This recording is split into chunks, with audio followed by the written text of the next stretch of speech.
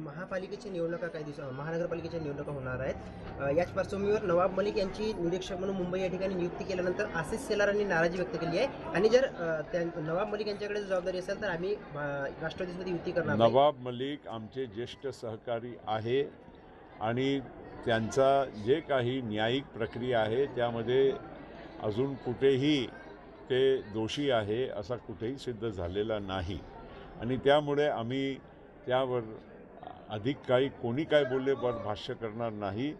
नवाब मलिक एक ज्येष्ठ नेते राष्ट्रवादी काँग्रेस पक्षाचे आहे आणि त्यांना योग्य मुंबईची जबाबदारी दिली गेली। पण आशिष शेलारने ही जी भूमिका घेतली याच्यावर महायुतीमध्ये कुठल्याही फूट नाही।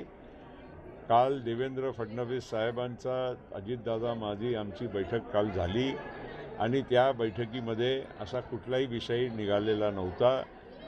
उलट आम्ही एकमेकांच्यावर टीका न करता आम्ही योग्यरीती या निवडणुका आम्ही लढणार।